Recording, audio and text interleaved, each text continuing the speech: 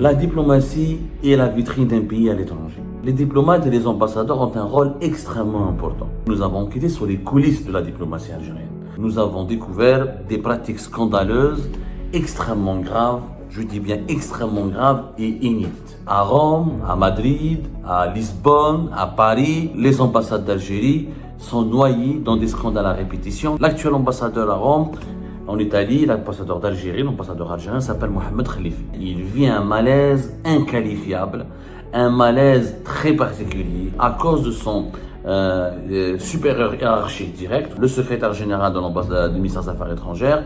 Il avait des enfants qui étaient établis à Paris. Il a demandé à ses enfants à ce qu'ils déménagent pour qu'ils s'installent à Rome. L'argent des caisses de l'ambassade a été utilisé pour la prise en charge des enfants de Lounès Magraman. Mis à leur disposition d'un véhicule diplomatique, de l'ambassade avec chauffeur. Saïd Moussi, l'ancien ambassadeur d'Algérie à Paris, rappelez-vous. Là où part Saïd Moussi, dans tous les trois pays les dernières années, il a été à Madrid, il a été à Paris et il est à Lisbonne. Et à chaque fois qu'il va dans un pays, ce pays-là finit par reconnaître la marocanité du Sahara occidental. Et maintenant, il y a une théorie du complot qui est en train de circuler. Saïd Moussi est-il un agent double? La diplomatie est la vitrine d'un pays à l'étranger. Quand on veut connaître un pays, la première institution à laquelle on doit se frotter, ou le premier site dans lequel on va se rendre, ou les premiers interlocuteurs à qui nous allons parler, ce sont les diplomates ou les représentants de ce pays à l'étranger, à savoir son ambassade ou son consulat. Quand on doit aller dans un pays où il faut un visa, où il faut une autorisation, où on doit aller peut-être échanger avec les autorités qui représentent ce pays-là et qui sont présentes dans notre pays. Donc, les diplomates et les ambassadeurs ont un rôle extrêmement important. Un rôle de défense des intérêts du pays, de représentation, de défense de sa réputation, de promotion de son image, de promotion de ses intérêts, et ils incarnent une fonction prestigieuse.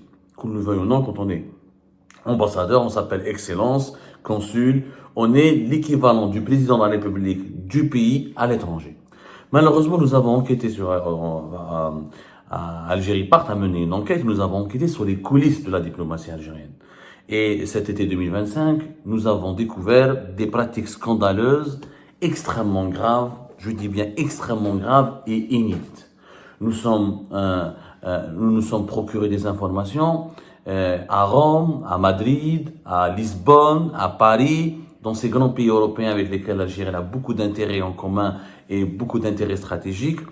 Les ambassades d'Algérie sont noyées dans des scandales à répétition, comme on en a parlé hier pour Dublin en Irlande. Mais cette fois-ci, nous avons découvert des pratiques et des manœuvres indélicates et d'une immoralité absolue. Commençons par Rome en Italie. L'actuel ambassadeur à Rome en Italie, l'ambassadeur d'Algérie, l'ambassadeur algérien s'appelle Mohamed Khalifi.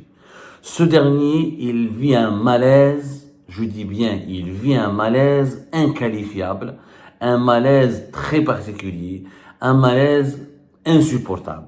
Pourquoi? Parce qu'il n'en peut plus. Je dis bien, retenez bien. Mohamed Khalifi, il ne peut pas le dire ouvertement, il ne peut pas le dire publiquement, visiblement. Il a dit à des sources proches, il a dit à son entourage, et des sources proches, très proches de son entourage, nous ont révélé ces informations extrêmement graves. Mohamed Khalifi est dans une situation extrêmement inconfortable à cause de son supérieur hiérarchique direct. Vous savez, les supérieurs de nos ambassadeurs sont le secrétaire général de l'ambassade du ministère des Affaires étrangères, le ministre des Affaires étrangères et le président de la République avec ses différents collaborateurs. Le secrétaire général du ministère des Affaires étrangères, Lounès Magraman, il avait des enfants qui étaient établis à Paris.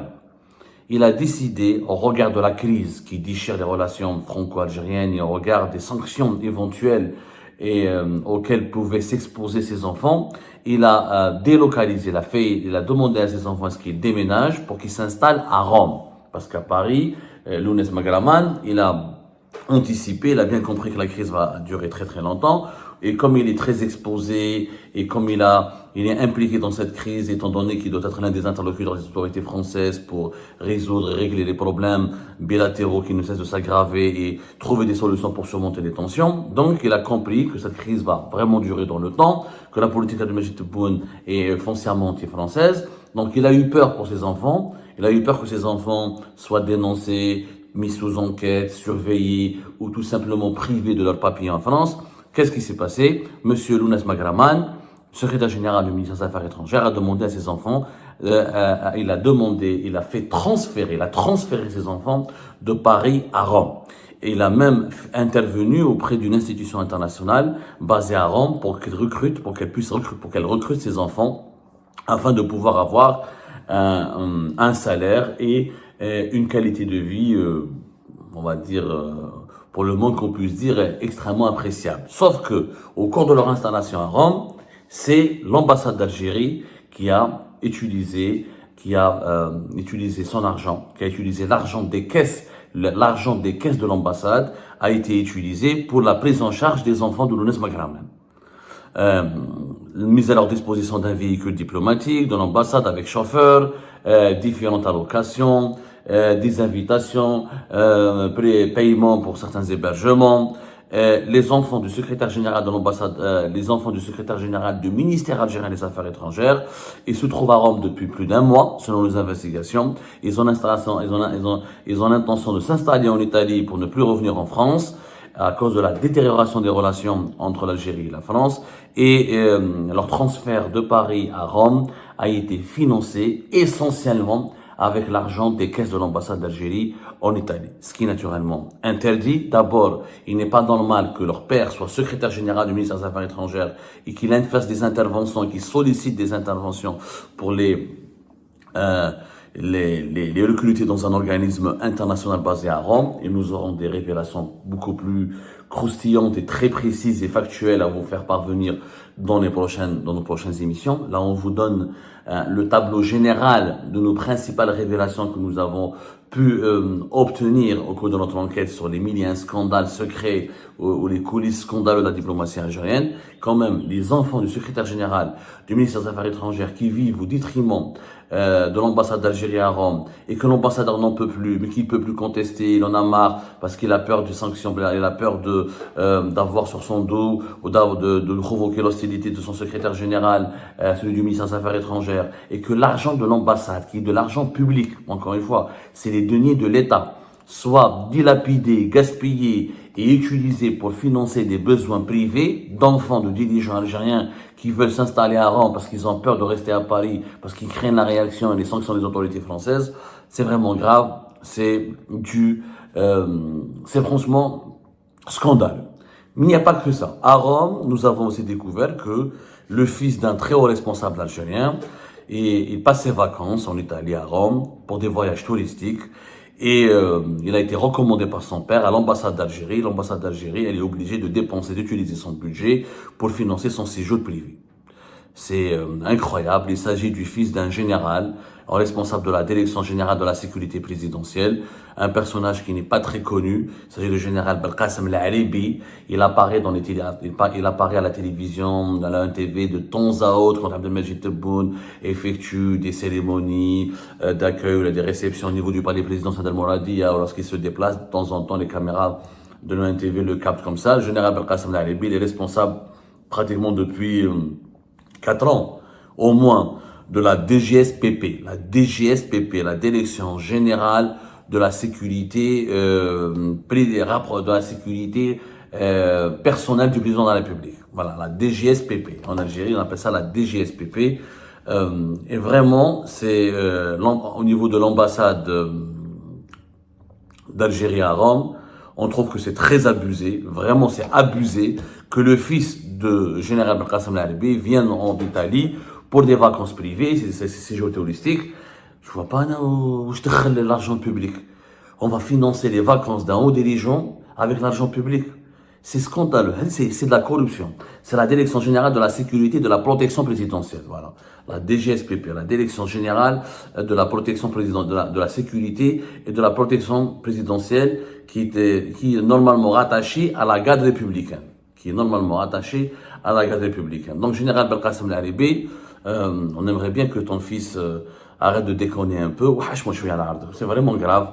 Les enfants des dirigeants, par exemple, les membres de l'ambassade les aident à les accueillir, les emmènent de l'aéroport à leur hôtel, les conseillent, les assistent, leur donnent un dîner, les invitent à dîner ou à déjeuner. Et même ça, c'est grave. C'est un voyage privé. C'est un voyage privé. Il vient pour ses vacances. L'État algérien, l'ambassade d'Algérie en Italie à Rome, n'a pas à prendre en charge, à financer les vacances privées, totalement privées, du fils d'un haut dignitaire. C'est pas parce que son père est le responsable de la sécurité rapproché au privé d'Abdelmajid Tebboune qu'il doit se permettre de s'offrir des vacances au détriment des deniers de l'État ou au détriment sur le dos du trésor public. Ça, c'est extrêmement grave. D'autres pratiques, nous avons découvert aussi des choses assez graves, mais vraiment assez graves. Il y a un couple, toujours à Rome, un couple qui s'appelle Ayadet, Madame et Monsieur Ayadet. L'homme est un diplomate normal, qui a fait toute sa carrière au sein de la diplomatie algérienne. L'épouse, elle est l'ancienne assistante du secrétaire général du ministère des Affaires étrangères. Et il se trouve que ce couple a été pratiquement détaché à Rome, en Italie, il y a de cela 6 mois. Le monsieur, le diplomate, l'époux, monsieur Ayadet, souffre donc d'une maladie chronique. Ils ont été mutés à Rome, en Italie, dont, imaginez-vous bien, dans quel but? Uniquement dans le but de leur permettre d'aller se soigner en France. Rome, c'est pas loin de Paris, donc ils pourraient prendre un vol, il y a des vols pas chers en Europe, Ryanair, etc. Des fois, il y a des trains, des fois. Donc, ils vont régulièrement, ils font des allées et venues, des allers-retours réguliers entre Paris et Rome pour pouvoir se soigner. Tout en profitant d'un emploi, d'un salaire et de privilèges au niveau de l'ambassade d'Algérie en Italie. Il se trouve qu'ils ont demandé de changer. Ils ont demandé une autre mutation pour aller à Paris. Comme ils sont âgés, malades, ils n'en peuvent plus de faire des allers-retours. Ils ont demandé la faveur. Déjà, ils bénéficient d'une grande faveur. C'est qu'ils ont été recrutés uniquement pour leur permettre de se soigner le plus agréablement possible à Paris. Mais cette fois-ci, ils ont demandé une énième faveur, à savoir être recrutés directement au niveau de l'ambassade d'Algérie à Paris. Sauf que, grande surprise, écoutez bien, grande surprise, les autorités françaises, les ministères, parce que pour être recruté à Paris, au niveau de l'ambassade d'Algérie à Paris, il faut que le ministère algérien des Affaires étrangères communique leur nom et demande leur accréditation auprès des autorités françaises. Les autorités françaises, ayant pris connaissance de leur dossier, de ce couple Madame et Monsieur Ayadet, mènent leur enquête. Vous savez, un pays, avant d'accréditer un diplomate étranger, il procède à des vérifications, à des mesures de contrôle. Est-ce que c'est des espions? Est-ce que c'est pas des espions? Est-ce que c'est des gens dangereux? Pas dangereux? Le pays à qui on demande d'accréditer un diplomate étranger, il a le droit de refuser ou d'accepter, en tout cas, après avoir entamé quelques vérifications. Il s'avère que les autorités françaises, le Quai d'Orsay, il a refusé leur accréditation. Pourquoi? Parce que Monsieur Ayadet, pas Madame Ayadet, Monsieur Ayadet, a été signalé comme détenteur d'un permis de séjour et d'une résidence en France. Il est résident en France. Il a une résidence en France. Il est résident en France, mais il travaille pour l'Algérie. Il travaille pour l'ambassade d'Algérie à Rome. C'est un cas inédit. Il est résident en France. Pourquoi tu travailles pour l'ambassade d'Algérie? D'abord, c'est pas normal. Tu peux pas être représentant accrédité en Italie, en tant que représentant de l'État algérien, en tant que diplomate, mais tu as une carte de résidence en France. C'est pas grave. Les Français, ils ont communiqué cette information au ministère algérien des Affaires étrangères. Petit scandale qui a été étouffé rapidement, parce que le ministère des Affaires étrangères algérien n'a pas voulu ébruiter l'information. Ils ont donc demandé à Monsieur Ayadet de renoncer à sa résidence française, sinon il sera rappelé à Alger. Monsieur Ayadet, qu'est-ce qu'il dit? Il a refusé tout simplement de renoncer à sa carte de résidence en France. Il leur a dit, il préfère retourner en Algérie. Il préfère plutôt ne plus travailler à l'ambassade d'Algérie à Rome. Il préfère être privé d'un emploi et de son salaire à l'ambassade d'Algérie en Italie à Rome que de renoncer à sa carte de résidence. Et même son épouse, elle était d'accord avec son mari, visiblement selon nos investigations, refus total et catégorique de revenir en Algérie, de renoncer à une résidence française qui leur permet d'aller, de venir et de se soigner, notamment pour l'époux qui est malade et à qui nous souhaitons un prompt rétablissement. Ceci dit, c'est des pratiques immorales et bouhar,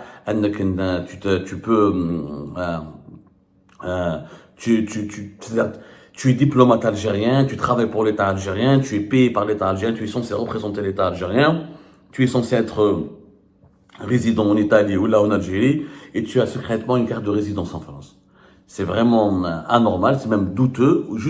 D'ailleurs, tellement douteux qu'il se trouve que Madame et Monsieur Ayada travaillent toujours au niveau du ministère algérien des Affaires étrangères. Ils ont été même promus à des fonctions importantes. L'épouse Madame Ayada travaille directement avec le SG Lounes Makaraman et le ministre des Affaires étrangères Ahmed Attaf. Ils sont d'ailleurs, ils accompagnent Ahmed Attaf souvent dans ses déplacements à l'étranger.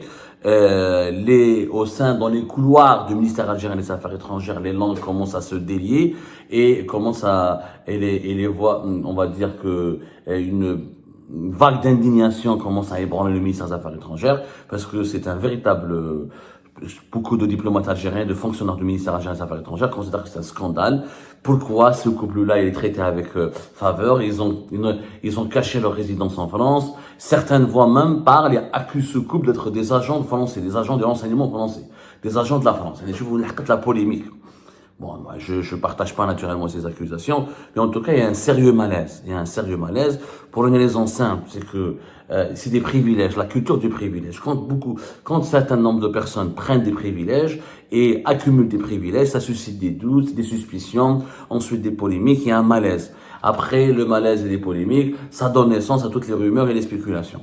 Pourquoi Madame et Monsieur Ayadet ont autant de privilèges? Si vous vous rendez compte, on lui demande de renoncer à sa carte de résidence, il refuse. Ça n'a pas de sens. Ça n'a vraiment pas de sens. Nous continuons d'enquêter sur cette affaire et nous essaierons obtenir les informations les plus actualisées et les plus fiables dans nos prochaines émissions. Il n'y a pas que ça. Il y a d'anciens ambassadeurs qui étaient en poste, qui commencent à se regrouper autour de créer des groupes. Des groupes de pression commencent à se constituer à Alger pour remettre en cause la légitimité même et la compétence même de M. Ahmed Attaf, qui dirige la diplomatie algérienne depuis ces dernières années. Alors, parmi ces ambassadeurs, on retrouve Ammar Belani, ancien haut fonctionnaire du ministère des Affaires étrangères, qui était un ancien ambassadeur d'Algérie à Ankara en Turquie. Abdelkrim Touahria, l'ancien ambassadeur d'Algérie à Rome en Italie. Boukadoum lui-même, l'actuel ambassadeur d'Algérie à Washington, et il communique avec plusieurs membres de leurs proches. Ils sont mécontents, ils expriment clairement leur mécontentement concernant la gestion actuelle du ministère des Affaires étrangères par Ahmed Attaf. Il accuse le diplomate, Ahmed Attaf est accusé d'incompétence et d'être déconnecté totalement de la réalité diplomatique mondiale, de la réalité géopolitique mondiale. Plusieurs diplomates proches de ces trois poids lourds, Ammar Belani, Abdelkrim Touahria et Boukadoum, ce sont des poids lourds de la diplomatie algérienne. Boukadoum était ancien ministre des Affaires étrangères en 2019. Touahria, quand même, longtemps ambassadeur en Italie, on en a déjà parlé de lui. C'est un personnage très influent, très proche de Tebboune. Ammar Belani, très proche du clan Tebboune. Il a failli devenir, à l'époque de, il a failli devenir lui-même ministre des Affaires étrangères entre 2023 et 2024.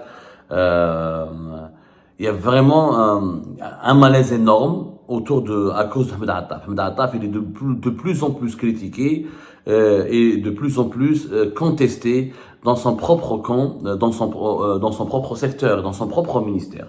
Ahmed Attaf, je signale, il est ministre des Affaires étrangères depuis, je crois, depuis mars 2023. Voilà, depuis mars 2023, il a succédé à Antoine Amara.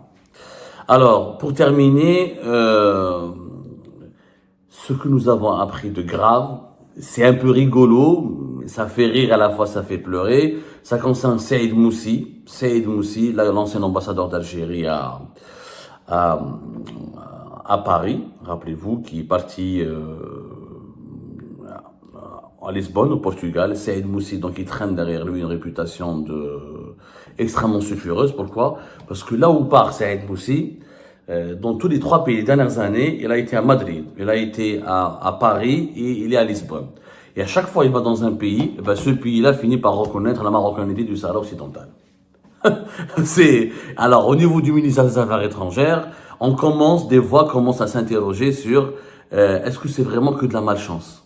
Est-ce que le Saïd Moussi, il est vraiment pas chanceux, ou est-ce qu'il est connecté à des réseaux? Maintenant, il y a une théorie du complot qui est en train de circuler. Saïd Moussi est-il un agent double?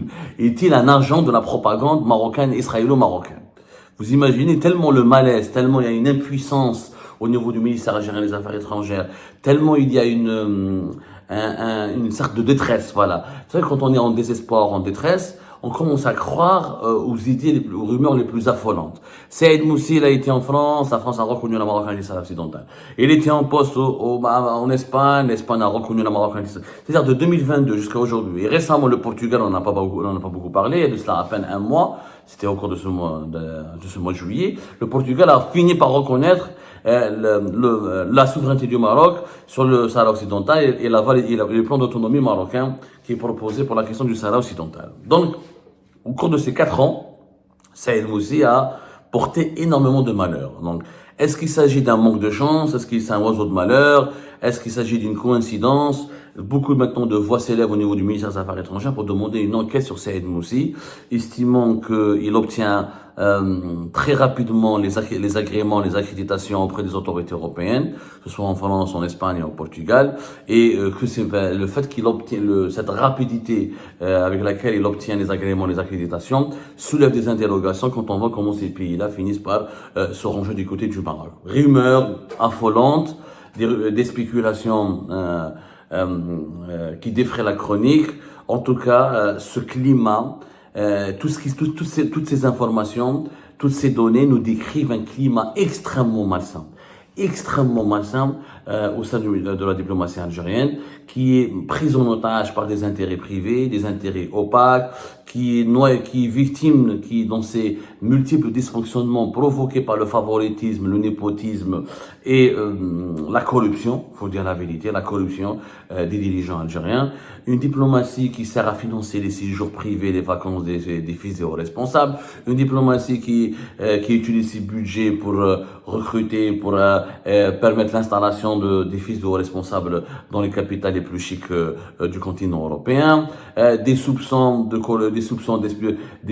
d'espionnage colportés à propos de certains ambassadeurs au bilan catastrophique, et d'anciens diplomates chevronnés qui commencent à critiquer Ahmed Attaf et qui demandent son départ. Le malaise, il est énorme. Le malaise, il est énorme. La présidence algérienne, elle devrait intervenir rapidement pour assainir ce secteur stratégique et névralgique, régalien. C'est un département régalien. Le ministère des Affaires étrangères, c'est un département ministériel et régalien. Mais au lieu de cela, la présidence algérienne laisse faire. Ahmed Attaf, apparemment, il est protégé par Abdelmajid Tebboune pour une raison simple, comme plusieurs sources me l'ont dit, me l'ont confirmé. Il l'arrange. Ahmed Attaf arrange Tebboune. Il est fantomatique, il n'est pas charismatique, il est incompétent.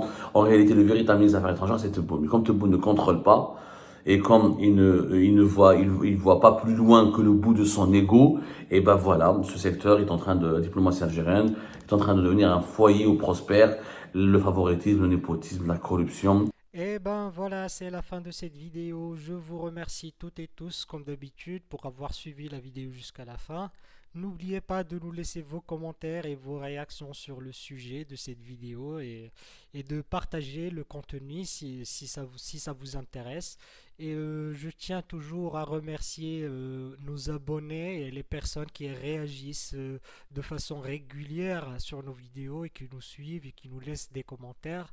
Donc merci beaucoup pour votre dynamisme et pour votre sens de partage et de discussion. Donc voilà, sans vous, ce contenu n'a pas vraiment de valeur sans cette communauté qui ne cesse de s'accroître. Donc merci beaucoup et à la prochaine dans une nouvelle vidéo. Au revoir.